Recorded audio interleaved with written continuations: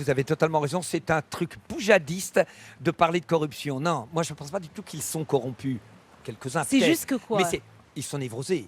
La seule problématique, c'est qu'ils ne lisent pas. Ils n'écoutent plus de musique. Ils sont en fonction. Ils pourraient jamais écrire un livre comme le général de Gaulle a écrit son livre Les Anti-Mémoires, en commençant par une citation de Nietzsche. On voit la première page de Gaulle, la phrase de Nietzsche, je crois que c'est dans Le Gai Savoir, « Rien ne vaut rien, la vie ne vaut rien, cependant tout arrive, mais c'est indifférent ».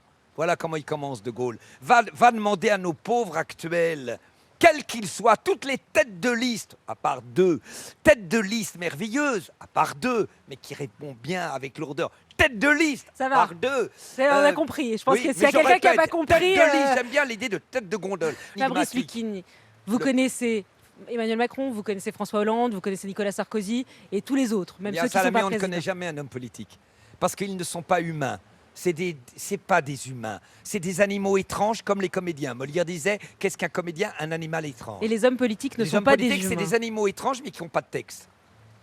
C'est ça le problème, c'est C'est qu'ils l'énorme savent le problème, texte. ils n'ont pas de texte. Tous autant qu'ils sont. Et ils veulent plaire. Ils sont incapables de cultiver ce que Baudelaire appelait l'art de déplaire. Et pour Fabrice Lucchini, qui passe son temps, qui rate jamais une occasion de critiquer la gauche, parce que la gauche c'est la bien-pensance, si c'est l'esprit supérieur et que vous n'êtes pas assez un être supérieur pour être de Peut-être, sans gauche. vous couper, j'ai le droit de dire, je critique autant la droite dans son arrogance, dans sa vulgarité, dans ce capitaliste, cette droite affairiste abjecte.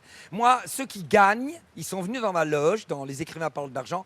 J'ai un mépris absolu, car ce sont des pauvres, comme dit Peggy, des pauvres. Comme disait Nietzsche, partez avant que je prenne ce qui vous reste. Ce sont des misérables. Donc, je ne suis pas de gauche, mais je ne suis pas du tout de droite. Mais est-ce que c'était particulièrement jubilatoire pour vous de jouer un homme de gauche? C'était le paradoxe, parce qu'il n'arrête pas de parler de progrès. Et moi, je pense à la phrase de Céline, Madame Bérange, elle visait bas, elle visait juste. Voilà, moi, je suis quelqu'un qui aime la liberté. Il y a aussi autre chose dans ce film-là, et c'est ma dernière question. C'est aussi un homme donc paumé, perdu, qui a du pouvoir mais qui est paumé, et qui est très empêché entouré de femmes puissantes. Il y a son ex-femme qui le tient, il y a sa directrice de cabinet qui est une espèce de Robocop en jupe en cuir Très hyper sexe. sexy. Et il est comme... Voilà, qu'est-ce que ça dit de l'homme moderne face à la montée en puissance des femmes? Je vais vous répondre hyper simplement, il est niqué. Mais totalement niqué. Elles y sont arrivées, vous verrez, et c'est gratuit. Ça y est, et On moi a j'en gagné, suis très vous heureux. pensez? Ah, je le pense profondément, et tant mieux. Parce qu'il n'y a rien de plus lourd que les hommes. Il n'y a rien de plus prétentieux d'hypothèse. Tu sais pourquoi? Parce que les hommes croient penser, alors qu'ils subissent leur trafic associatif. Donc vous n'êtes pas comme Éric Zemmour tétanisé par la montée en puissance des femmes en disant l'homme on est en train d'être émasculé. Mais il est ridicule parce que entre une femme, Zemmour. D'abord, j'ai toujours dit que pour être de droite et pour être réac, faut être gros. Ah bon? C'est ma base. C'est quoi cette théorie? Et c'est la théorie foutu de pour vous. Kersozon. Ah d'accord. Kersozon. Mais c'est foutu Il est pour sur vous. un plateau. Mais moi, je suis pas un homme, je suis pas un Ouais. réac. Moi, je suis un provocateur, un art qui a pas envie qu'on m'emmerde. Je suis un nanar. Bon. Mais Kersozon, quand il gueule contre la modernité, même s'il aime Ruquier, eh ben, il est contradictoire.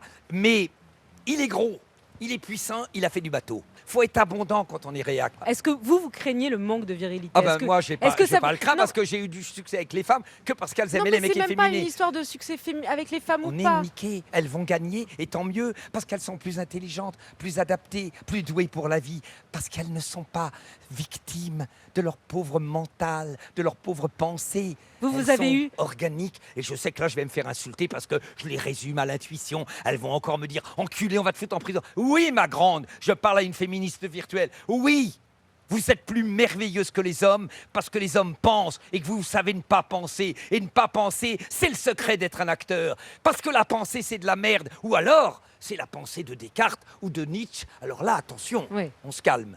Mais l'homme moyen qui disparaît, aucun problème. Vous aimez les femmes puissantes? J'aime que les femmes Ça vous phalliques. fait pas peur? J'aime que les femmes qui dirigent, qui décident, et on ferme notre gueule. On va Mais on va je veux terminer pas de comme ça. femmes qui nous demandent d'aider à la cuisine, parce que c'est pas sexy. Faut que l'homme, il ait un dernier pouvoir, celui de C'est simplement rester La là. femme à la cuisine, c'est ça? Non, allez pas à la cuisine, mais un homme qui cuisine, ça a de la gueule. Pas un homme qui aide à la vaisselle, c'est pas bon. Cuisine, chic. Meuf, un télo, Alice Spinoza, son mec coupé carottes, très bon. Mais elles sont puissantes, elles sont vivantes, elles sont passionnantes. Quand elles sont ensemble sur une table de café, c'est vivant. Vous avez vu, la nana dit à l'autre nana, tu sais qu'il a voulu, il s'est foutu à poil. Mais non, un mec, quoi? Ah ouais, tu l'as niqué? Non. Ah bon? Tandis que les femmes, il s'est foutu à poil. Ah bon?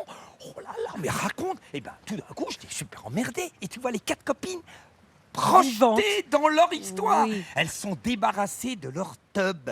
Elles ont une tub intérieure qui s'appelle ce clito. Ce tub est génial. Non, là, on va arrêter parce que sinon on va devoir couper. On va devoir couper. Je vous Là, le embrasse. clito. Mais le clito. Et je voudrais remercier. On est quand même sur le service public. Oui, même alors si on c'est enlève tard. le clito, mais quand même, Delphine, il faut que tu comprennes que c'est une grande émission.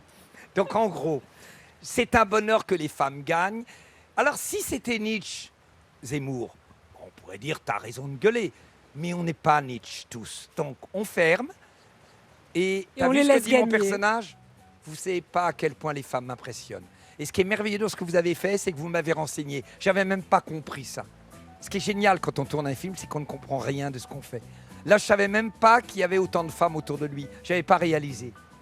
Faut C'est un voir le mystère. film. Le film s'appelle Alice et le maire. Merci.